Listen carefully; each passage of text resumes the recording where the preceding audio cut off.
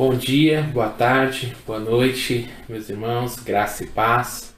É uma alegria, é um privilégio novamente estarmos reunidos juntos, em nome do Senhor Jesus, para gravarmos, para estudarmos, né? Você está assistindo gravado essa aula, para estudarmos um pouquinho mais a respeito da palavra do Senhor, nesses tempos tão turbulentos.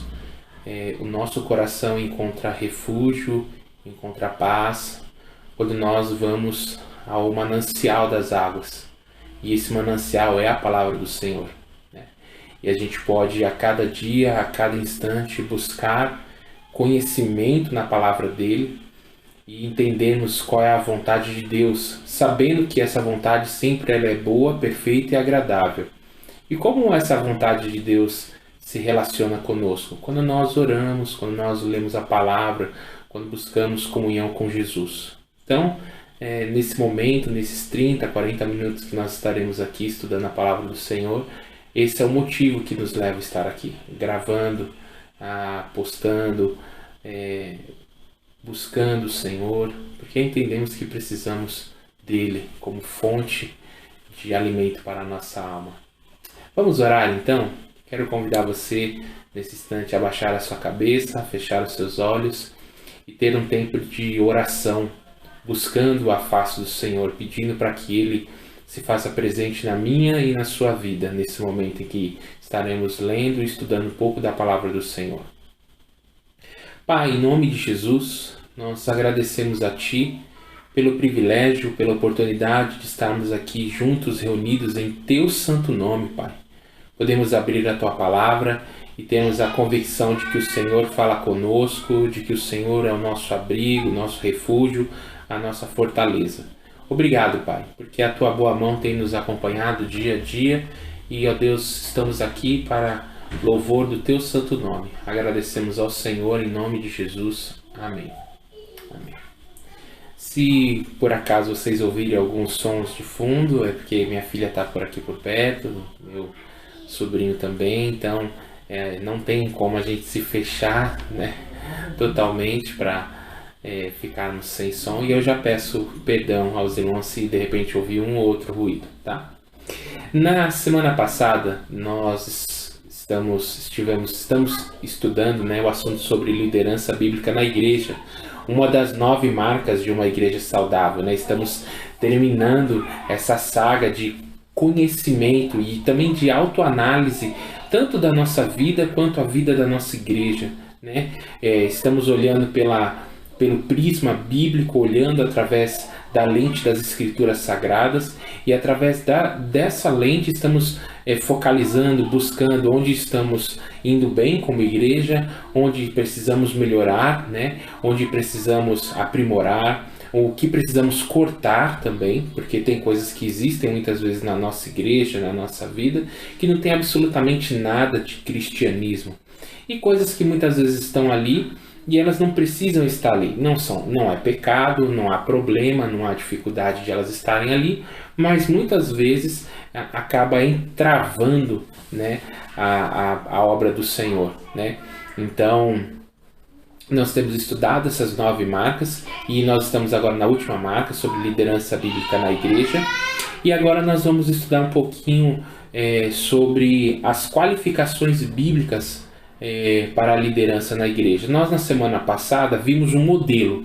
Qual o modelo bíblico, né, de liderança? Como a igreja deve ser no seu modo de agir, né? A gente viu que existem várias denominações e cada denominação muitas vezes tem o seu jeito próprio de ser igreja, né, de atuar como liderança eclesiástica, mas nós vimos que uma igreja saudável, independente do modelo, é uma igreja que é congregacional, ou seja, os membros atuam com força dentro das esferas da igreja. Então eles participam de forma proativa nas decisões, nos problemas, nas dificuldades e nas alegrias né? Então nós percebemos que uma igreja, por mais que ela tenha uma liderança, e nós vamos ver as características dessa liderança hoje, mas essa igreja ela precisa ser participativa dentro da obra do Senhor. Ela não pode simplesmente achar que igreja é igual a um jogo de futebol, onde tem 22 jogadores jogando e todo um estádio analisando e torcendo e vendo, criticando, enfim. Não, igreja não é jogo de futebol, igreja é igreja. E uma igreja saudável é uma igreja que participa, cujos seus membros são ativos dentro da obra do Senhor. Nós vimos isso semana passada, isso independente do modelo, se presbiteriano, se congregacional, se episcopal. O que nós percebemos é que a igreja precisa ser ativa. Então hoje nós vamos dar uma olhada nas qualificações bíblicas para a liderança na igreja. Então a igreja ela precisa ter sempre como alvo, como lema, a vida de oração.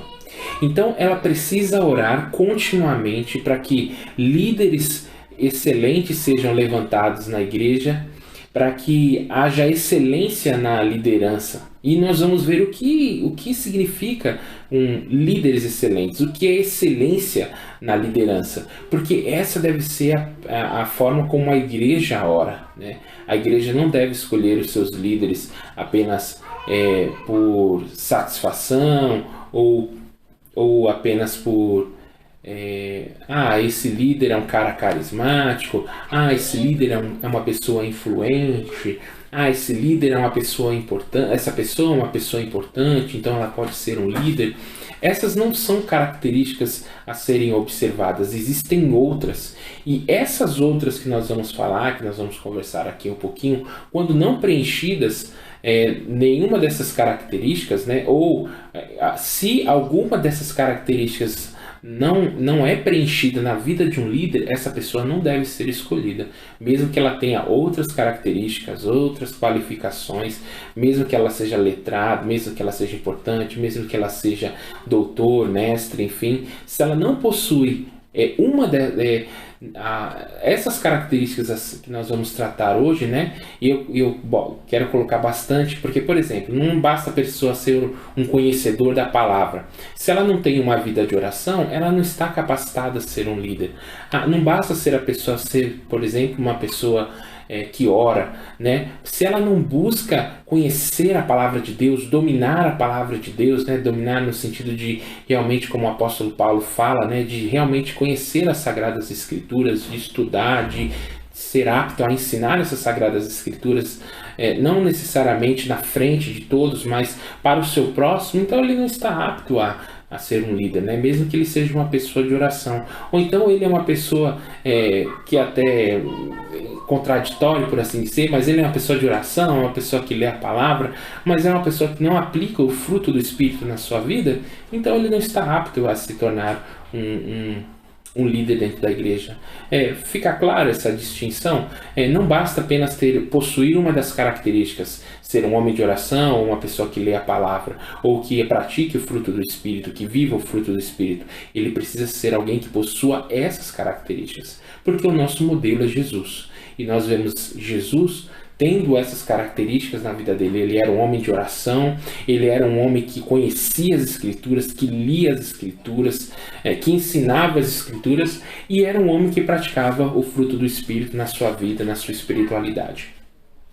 Então, uma coisa que a gente percebe é que existe uma distinção, por assim dizer, entre liderança de igreja, né? Talvez alguns nomes os nomes principais que surgem, né, em cargos eclesiásticos, que muitas vezes se confundem, né, cargo, função e dom, porque às vezes a pessoa tem um cargo eclesiástico, mas na verdade aquilo se mostra como sendo um dom. Por exemplo, o caso do pastor, né? O pastor, ele é um cargo eclesiástico, ele é um cargo administrativo, ele é um cargo civil, né? ele, dentro dos nossos estatutos, a pessoa pastora, ela não apenas figura como sendo uma pessoa que pastoreia, mas geralmente é uma pessoa que administra, que está à frente na presidência de uma igreja. Mas a origem desse termo pastor é originário da ideia do dom espiritual, né? Ser pastor, pastorear o rebanho.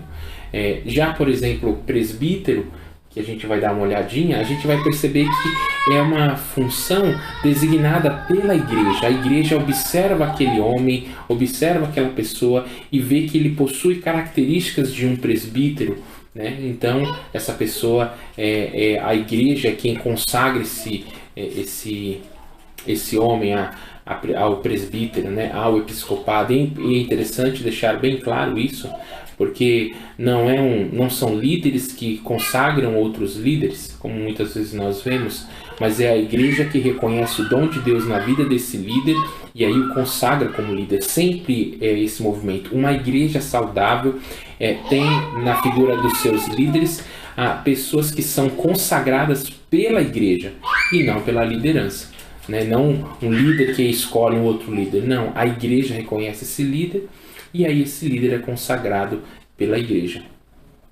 Então, Atos capítulo 20, versículo 7 e Atos capítulo 20, versículo 28, podemos abrir lá, a gente já vai ver deixa eu abrir aqui na minha Bíblia, Atos 20, 17. Vamos ver se foi aqui. Atos 20, 17. Agora foi. Esse texto bíblico fala algo muito interessante. Ele vai mostrar, porque muitas vezes a gente confunde, né? Será que bispo e presbítero são a mesma coisa? Porque algumas igrejas usam a figura de bispo, né? Para um líder dentro da igreja, outras usam presbítero. E a gente vai perceber que o apóstolo Paulo aqui usa o mesmo nome, aliás, usa nomes diferentes, mas para a mesma designação de um líder, né? Atos 20, 17 vai dizer o seguinte: de Mileto mandou a Éfaso chamar os presbíteros da igreja. Então, de Mileto mandou a Éfaso chamar os presbíteros da igreja. A palavra presbítero, que é praticamente a transliteração do grego, significa ancião, velho ou alguém que é experiente, né? E aí a palavra bispo, que nós iremos ver lá em Atos capítulo 20, no mesmo capítulo, mas alguns versículos depois, versículo 28, vai dizer que o apóstolo Paulo chama esses outros homens, mas agora com uma outra designação, né? Com um outro título, vai falar assim: atendei por vós, por todo o rebanho sobre o qual o Espírito Santo vos constituiu bispos, para que pastoreardes a igreja de Deus, a qual ele comprou com seu próprio sangue. Então, o que você percebe? O que nós percebemos nesse texto? Nós percebemos um fator que é interessante demais. Nós percebemos que aqui o bispo, ele é um presbítero também, né?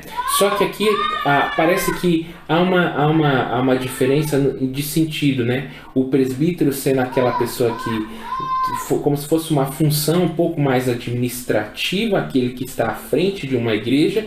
E aí o apóstolo Paulo usa a palavra bispo, né? Que é episcopizo, se eu não me engano, no grego, que vai trazer uma outra ideia, que vai trazer a ideia de supervisão, vai trazer a ideia de pastoreio, vai trazer a ideia de cuidado, né? Então, são palavras diferentes, mas para a mesma designação de uma pessoa. Ou seja, essa pessoa ela é um líder dentro da sua igreja, né? É alguém que está à frente no cuidado do rebanho da igreja, né? É alguém que, por exemplo, vai dizer, né? O versículo 28 fala: atendei por vós e por todo o rebanho sobre o qual o Espírito Santo vos constituiu. Então é importante essa ideia, né? É a mesma distinção, então tanto faz eclesiasticamente nós usarmos a palavra presbítero, ou usarmos a palavra bispo, ou até mesmo usar a palavra pastor, né? Não há esse problema, porque no final das contas, aqueles que pastoreiam a igreja são presbíteros, são bispos, são pastores, né? São palavras diferentes, mas para a mesma designação, alguém que pastoreia a igreja. Depois a gente vai ver em outros textos que existe presbíteros, ou existem pastores, ou existem líderes designados especialmente apenas para o ensino da palavra do Senhor.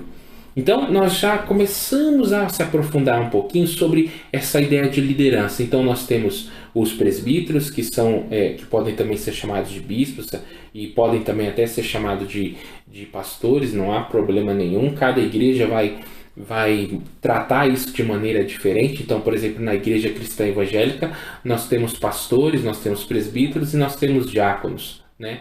Mas teologicamente falando, nós sabemos que o pastor, ele é um presbítero, né? Até mesmo muitas vezes falam, é um presbítero de tempo integral, né, e tal. Mas essa designação é para alguém que foi encarregado em pastorear, em cuidar do rebanho da igreja do Senhor, né? Da igreja de Deus. Então é importante nós termos essa definição aí bem na nossa cabeça, né? Então, é interessante também que quando o autor do livro, né, ele vai falar algo que é bem importante, e é uma coisa que eu não tinha reparado. Tem certas coisas, irmãos, que nós assim, vivemos tanto na prática. Tem coisas que já são tão práticas na nossa vida, porque outras pessoas, outros teólogos já debruçaram, já definiram, isso já se assentou, né, no nosso coração, essas práticas teológicas, que muitas vezes a gente não percebe que existe uma teologia por trás, e isso é importante, uma teologia por trás de uma prática da igreja. Então, por exemplo, quando nós vemos a ideia de presbíteros, nós sempre percebemos que dentro da igreja não existia apenas um presbítero, mas existia vários presbíteros. Quer ver? Vamos olhar comigo Atos capítulo 14. Deixa eu abrir aqui na minha Bíblia. Atos 14, 23. Abra sua Bíblia lá, você vai perceber essa ideia bem bacana, que eu nem tinha percebido, né? Assim, a gente vive a prática e a gente se esquece que existe uma teologia por trás, né? Atos 14, 23 vai dizer o seguinte: e promovendo-lhes em cada igreja a eleição de presbíteros, depois de orar com jejuns, os encomendaram ao Senhor em que haviam crido. Então vou ler novamente. E promovendo-lhes em cada igreja a eleição de presbíteros, depois de orar com jejuns, os encomendaram ao Senhor em que haviam crido, né? Então, nós vemos isso. Isso aqui está se tratando da igreja em Antioquia, né? É importante, irmãos, nós percebemos isso, que existe um padrão. O apóstolo Paulo não diz, olha, designa aí, ou a palavra de Deus, não, designa aí um líder, um presbítero que vai chefiar, que vai governar a igreja. Há uma pluralidade dentro da liderança. Então, precisa haver não apenas um, mas vários presbíteros dentro do corpo da igreja, que lidera a igreja, que cuida da igreja, que pastoreia a igreja de Deus.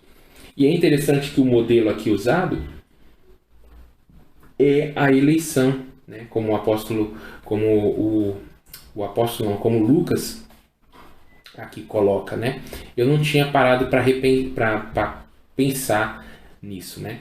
Então é importante nós percebermos essa questão, que não é apenas um presbítero que governa a igreja, né? Às vezes a gente infelizmente até ouve a dizer, aquela igreja tem dona, que a igreja é o presbítero fulano de tal que manda, que ordena. Não. Precisa haver o que a gente chama de um colegiado, né? Vamos olhar outro texto, Atos 16, 4. nós vamos também ver essa ideia. Atos 16, 4.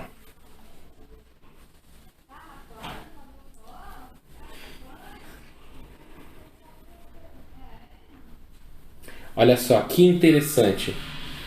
Ao passar pelas cidades, entregaram aos irmãos para que as observassem as decisões tomadas pelos apóstolos e presbíteros de Jerusalém. Então, as decisões dentro do conselho da igreja primitiva, da igreja de Atos dos Apóstolos, eram decisões que eram tomadas de forma colegiada. Tá? Então não existe espaço para decisões monocráticas. É lógico, nós estamos falando aqui de decisões que mexem com a estrutura da igreja. Por exemplo, uma decisão doutrinária, uma decisão estatutária, uma decisão até de disciplina da igreja, ela deve ser tomada por um colegiado de presbíteros. Então, muitas vezes o pastor, dentro desse colegiado, ele pode trazer a sua visão pastoral, ele pode trazer a forma como ele imagina, como ele pensa para uma igreja em si, mas no final das contas, um pastor, ele atua muito mais como sendo até um moderador, né, dentro das decisões, do que simplesmente aquela pessoa que ordena, manda, né, vai fazer isso, ponto e acabou. E realmente às vezes isso é difícil, porque isso mexe muitas vezes com o ego do pastor, né? Um pastor que, por exemplo, muitas vezes não consegue colocar, não consegue pensar a igreja, né? E traz isso às vezes para um colegiado de presbíteros e de líderes, e aí ele acaba sendo sempre voto vencido. Realmente isso pode trazer uma certa tristeza no coração do pastor, um certo desânimo, mas ele precisa entender que muitas vezes aquelas decisões, por mais contrárias que sejam, elas são tomadas dentro de um colegiado. E aí, quando aquelas decisões afetam para o bem da igreja, todo o colegiado desfruta daquilo, né? Olha, puxa, que bom, nós tomamos uma decisão acertada com relação a esse assunto. Quando a decisão pastoral ela é monocrática e a coisa não caminha da maneira como deveria ser caminhada, e aí dá problema, o pastor é cobrado de forma, às vezes até dura, por conta de uma decisão que ele tomou de forma monocrática, somente ele tomou essa decisão. Então, precisamos pensar a igreja dessa forma. A gente percebe, então, que as decisões dentro da igreja, que a igreja precisa ter não somente mas ela precisa ter vários presbíteros que atuam dentro da igreja. É interessante que aqui o apóstolo, o autor, né, Lucas, nesse texto, vai demonstrar que havia os apóstolos e que também havia os presbíteros que juntamente com os apóstolos tomavam essas decisões. Muito parecido com o modelo que hoje é adotado. É lógico, nós entendemos biblicamente que não existem mais apóstolos, né? O apostolado ele terminou, por assim dizer, o apostolado com essa característica aqui dos 12 discípulos de Jesus. Né, existe até o dom de apóstolo, né? Aquela pessoa que sai para pregar o evangelho, muitas vezes fora da sua cultura, né? Planta uma igreja, enfim. Mas o apóstolo, esse que tinha o poder entre aspas, né? A inspiração divina para a construção doutrinária e teológica da igreja, esse apóstolo, esse ministério se extinguiu com os 12 apóstolos. Então, a gente vai perceber isso, né? Que essas decisões por parte dos presbíteros, elas precisam ser decisões colegiadas, né? O pastor tem que tomar muito cuidado para não agir de forma monocrática, e quando as suas decisões, quando aquilo que ele achar que é o bem da igreja não ocorre da maneira como ele pensa, ele tem que entender que é uma decisão do colegiado e o colegiado acaba definindo isso, né? É lógico que muitas vezes o pastor tem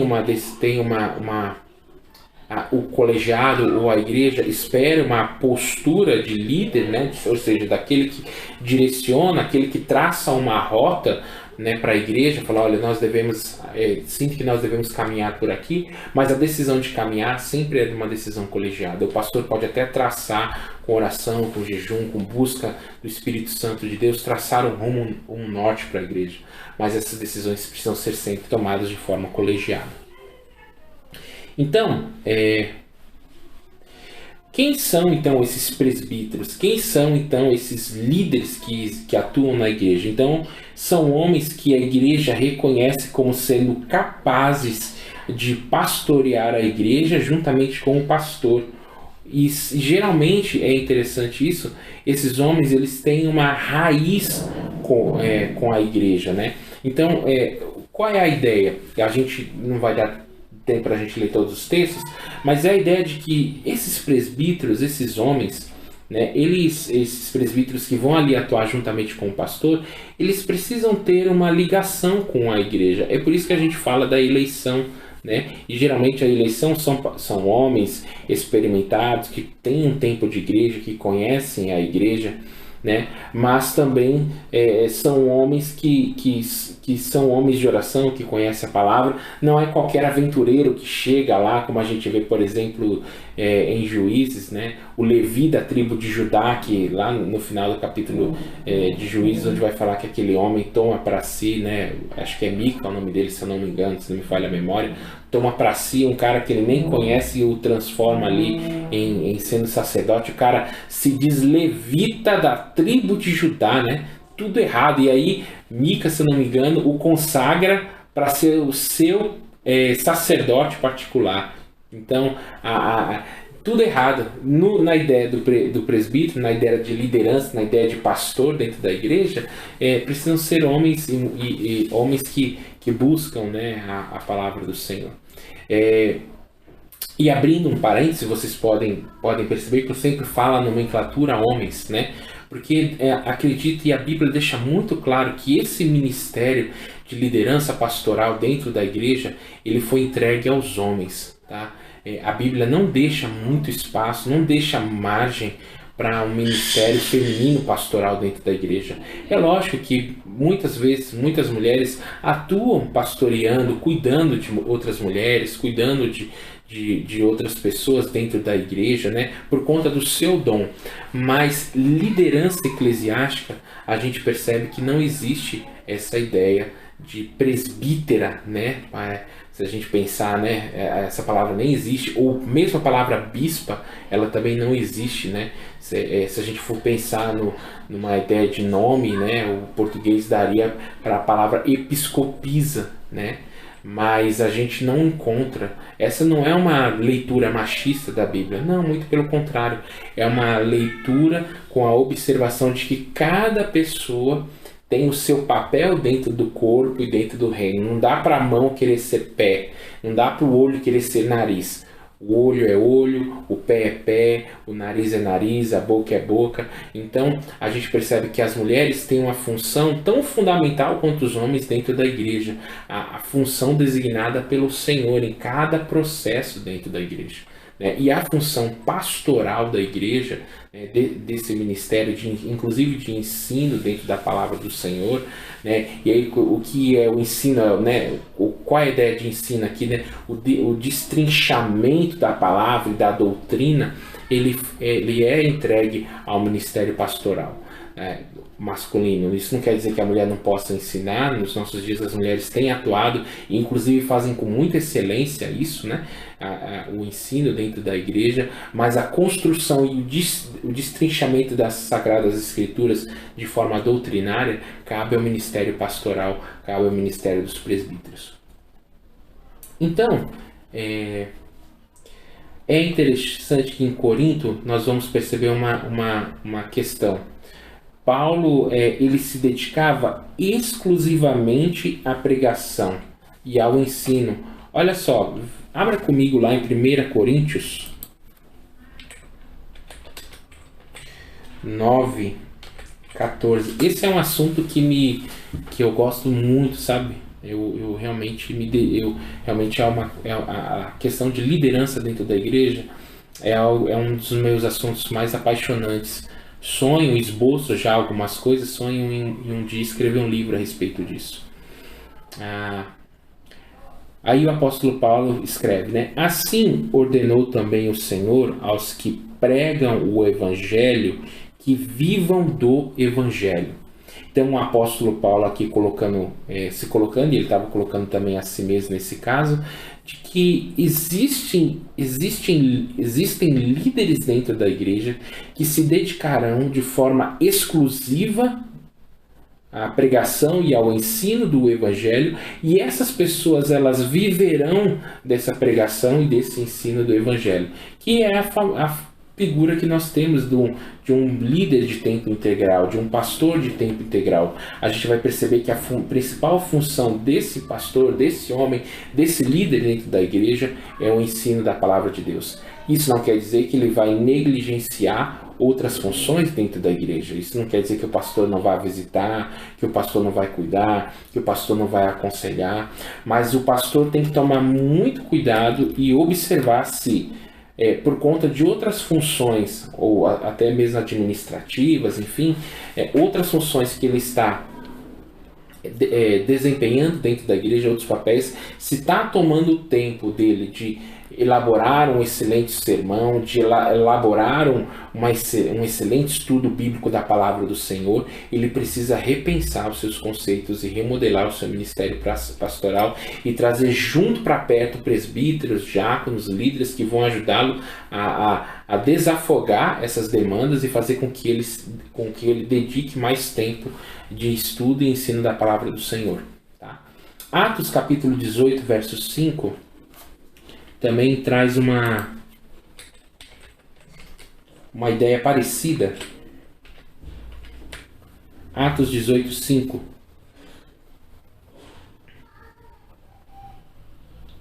Olha só. Quando Silas e Timóteo desceram da Macedônia, Paulo se entregou totalmente à palavra, testemunhando aos judeus que o Cristo é Jesus. Então, nós vemos aí, mais uma vez, essa ideia dessa dedicação exclusiva do apóstolo à palavra do Senhor. Vamos lá ver Tito... Tito não. 1 Timóteo 4,13. Também vai trazer essa ideia, né?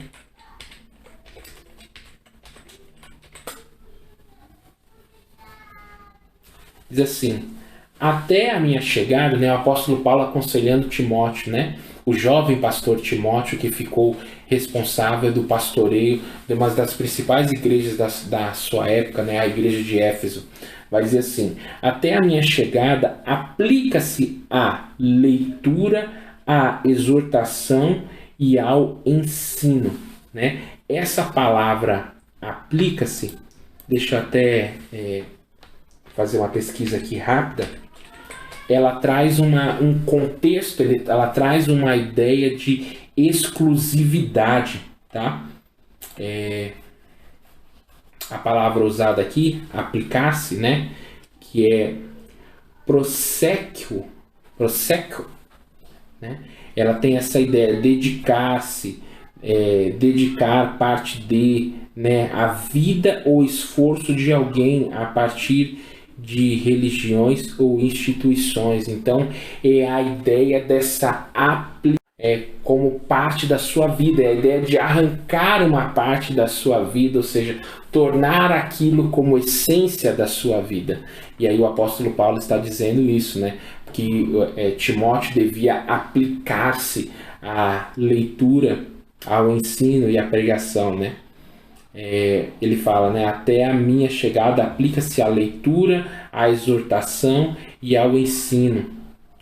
É interessante que o versículo 14 vai falar: não te faças negligente para com o dom que há em ti, o qual te foi concedido mediante profecia, com imposição das mãos do presbitério. Então, aqueles homens da igreja de Éfeso consagraram Timóteo de forma exclusiva a fazer uma coisa: ensinar, exortar e aplicar-se à palavra do Senhor. Então, gosto sempre de enfatizar isso. É lógico, o pastor deve exercer outras funções dentro da igreja, né? Ele deve cuidar, ele deve pastorear, mas ele não pode, em nome disso, negligenciar o ensino. Por quê? Porque é através do ensino da palavra de Deus que a igreja é fortalecida no Senhor, né? Lembra, a palavra de Deus mesmo fala que a fé, ela vem pelo ouvir, e ouvir a palavra de Deus. E pregar a palavra de Deus, meus irmãos, pelo menos para mim, é algo extremamente difícil, extremamente complicado. Você imagina que dentro do seu coração você tem N conceitos, N filosofias, N várias ciências, a própria carnalidade, tudo aquilo borbulhando dentro do seu coração, e você agora precisa alimentar a igreja. Como é que você vai fazer para que toda essa mistureba maluca que está dentro do seu coração não influencie no ensino da palavra de Deus? É se aprofundando, é conhecendo, é lendo, é indo atrás, é devorando as escrituras, né? E aí você consegue desenvolver um sermão, um ensino que é bíblico e que impacta a igreja. Por isso que nós vamos perceber ao longo dos séculos que igrejas que eram fortes, igrejas saudáveis, igrejas que eram relevantes dentro da sua sociedade, tinham um excelente expositor da palavra de Deus, tinha um pregador que é excelente. Isso não quer dizer, quando eu falo de um pregador excelente, não quer dizer alguém que tinha uma excelente desenvoltura na palavra, um cara que era carismático. Não, era alguém que muitas vezes de forma simples, por exemplo, como o Spurgeon, a gente observa na vida dele, era um cara, uma pessoa simples, mas que ao subir ao púlpito se transformava com uma autoridade vinda do próprio Deus. Então, essa é a figura, essa é a ideia de um pastor, de um pregador e de um expositor. Deu um cortezinho que alguém infelizmente ligou bem na hora, peço perdão. E eu estou gravando aqui pelo celular. E aí a gente percebe exatamente isso, sabe, meus irmãos? Era eu tenho na minha vida pessoas que pregavam a palavra, que ensinavam a palavra do Senhor. Eram pessoas que eram simples de vida, mas eram alguém que tinha uma autoridade gigantesca, se transformavam num púlpito, né? E é isso. E como é que as pessoas conseguem isso? Como é que um pastor consegue fazer isso? Quando ele tem tempo de se dedicar ao ensino e ao estudo da palavra de Deus. Mas vamos caminhando aqui porque o nosso tempo ruge, né? Então o pastor, nós vimos aqui, ele deve compartilhar juntamente com o seu presbitério. Então ele precisa trazer para perto de si os presbíteros, os líderes, né, para a pregação da palavra. A gente vai perceber também em Atos capítulo 6 que nós temos as funções, os líderes diaconais, né? Os diáconos, aqueles que servem. E aí precisa ter existe uma diferença muito clara entre os presbíteros e os diáconos, porque nós estamos falando de funções dentro da igreja. Ambos têm o mesmo grau de importância. Uma igreja que só tem presbíteros e não tem diáconos é uma igreja capenga. Uma igreja que só tem diáconos e não tem presbíteros é uma igreja capenga. Ambos precisam fazer parte do bojo, por assim dizer, eclesiástico. Ambos têm importância, mas ambos exercem funções diferentes. Se por um lado os presbíteros eles auxiliam o pastor, eles participam das decisões, da coordenação, da liderança, a coordenação pastoral, a coordenação do ensino. Por outro lado, os diáconos são aqueles que servem administrativamente as necessidades da igreja. Então, por exemplo, um diretor de patrimônio, apesar de a gente não usar essa figura, ele é um diácono. Alguém que cuida da assistência social dentro da igreja, ele é um diácono. Alguém que se aplica, por exemplo, a questão da mesa da ceia, ele é um diácono, né? Então a gente precisa tomar muito cuidado, porque como eu até falei na outra aula, não é um grau de hierarquia. Eu sou diácono, amanhã eu me torno pastor, aí eu me torno evangelista, aí eu me torno... Não existe escala gradativa, ranking de importância dentro da liderança da igreja. A igreja precisa ter excelentes diáconos.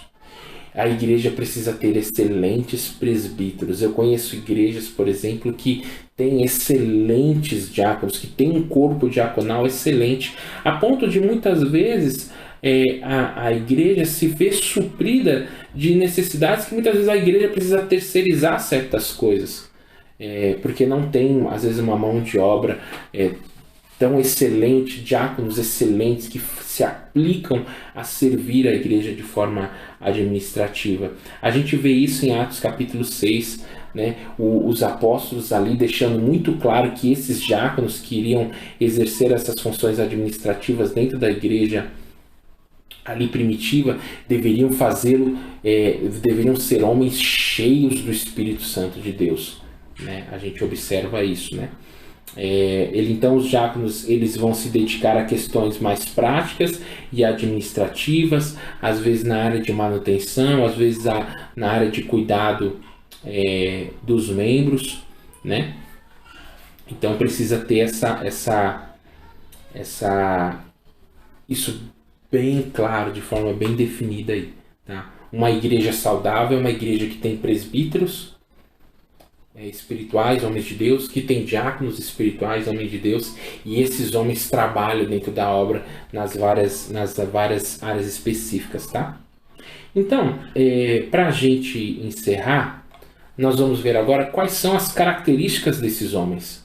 Qual a característica do líder? Isso se aplica não somente a presbíteros, isso não se aplica não somente a diáconos, mas isso se aplica também a todos os líderes, tá? Todas as pessoas que exercem função dentro da igreja. A Bíblia diz que a quem mais se dá, mais será cobrado. Então o líder precisa ter isso atento, tá? Apesar de esse texto que a gente vai ler de 1 Timóteo capítulo 3 ser bem específico a presbíteros e diáconos, mas ele é o parâmetro para toda a liderança dentro da igreja. Então, líderes, ao serem eleitos, eles precisam ser observados se eles são pessoas de caráter, pessoas de boa reputação, pessoas que têm habilidade e manejam bem a palavra da verdade, que é as Sagradas Escrituras, e precisam também ser homens de oração que aplicam-se a desenvolver e a praticar o fruto do Espírito. Então vamos abrir lá, para a gente encerrar esse tempo, 1 Timóteo capítulo 3, tá? 1 Timóteo 3. Nós vamos ler rapidamente, assim, eu vou lendo o versículo e a gente vai parando e comentando um pouquinho, tá bom? Deixa eu só ajeitar aqui minha Bíblia. 1 Timóteo 3, a partir do verso 1.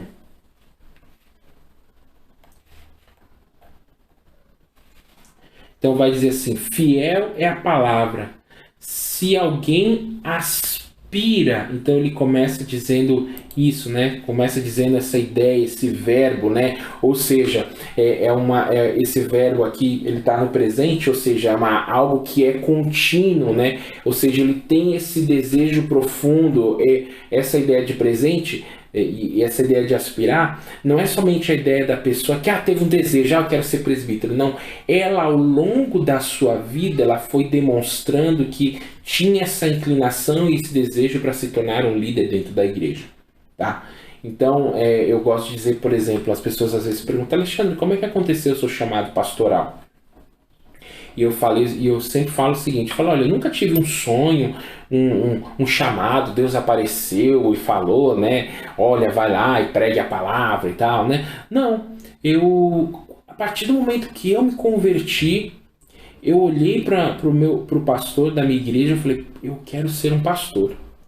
E aquilo foi crescendo de forma ardente, a ponto de eu ter passado num concurso público, já estava lá, e ter largado tudo para me tornar um pastor. porque eu sentia que era essa ideia mesmo, né? A palavra aqui, oregetai, traz essa ideia, né? Se aplicar-se, né? E ele aspirar, né? Ele fala exercer muito esforço ou energia, né? Então é algo que realmente toma o nosso coração. Então ele fala, né? Fiel é a palavra. Se alguém aspira, anseia, deseja ao episcopado, né? Ou seja, ao ministério pastoral, né? O ofício a palavra episcopado, né? Que é episcopes, né? Ela traz essa ideia, né? Supervisão da igreja, o ofício de vigiar, dirigir, cuidar, administrar, trabalhar dentro da igreja, né? Então essa ideia é da onde vem a palavra episcopado, que a gente translitera para o português de bispo, né? É necessário. Quais são as características dessa pessoa? Então ele fala, é necessário, essa palavra necessário também tem um peso grande, porque é necessário que, a ideia de que desse necessário é a ideia de que precisa ter essas características, tá? Ah não, mas ele não tem uma dessas características, não serve. Ah não, mas ele tem, olha, ele é assim, assim, assado, mas essa... Não serve. A ideia de que precisa ter, tá? Essa característica. Então ele fala, é necessário, portanto, que o bispo, ou seja, o líder, o pastor, o presbítero, aquele que está à frente da igreja, né, seja irrepreensível. Ou seja, quando nós olhamos para a vida dessa pessoa, nós não encontramos nada que o desabone. Tá? E aí o apóstolo Paulo vai agora explicar o que é essa pessoa irrepreensível. Quais são as características dessa, não sei se existe essa palavra, dessa irrepreensibilidade. Acho que até tem, né? Como se desdobra isso? De forma prática, o que é ser irrepreensível? É o que o apóstolo Paulo fala. Então ele fala, olha, resumidamente, o bispo que deseja, o homem que deseja... alguém que deseja alcançar o episcopado, né, que deseja trabalhar no episcopado, ele precisa ser irrepreensível. E aí vem o desdobramento dessa irrepreensibilidade. Então ele fala, quais são essas características? Esposo de uma só mulher. Então, ou seja, ele precisa aqui, uma característica bem clara, né, que esse homem precisa ser casado, ele não pode ser...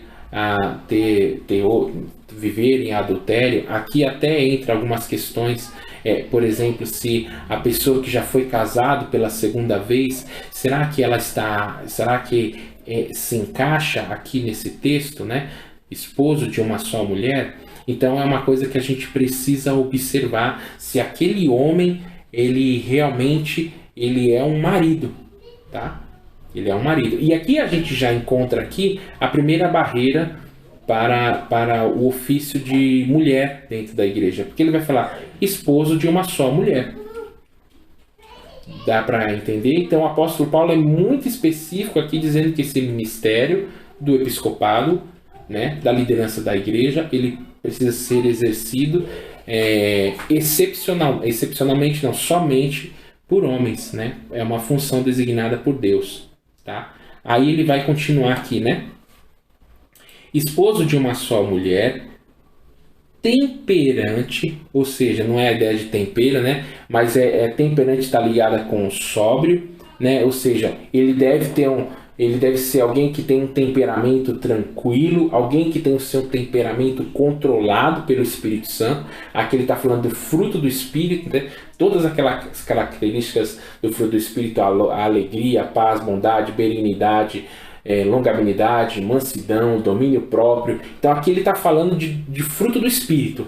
Ah não, mas o nosso presbítero, ele é um presbítero estouradão, ele é assim mesmo, ele é sanguíneo, ele é colérico. Não,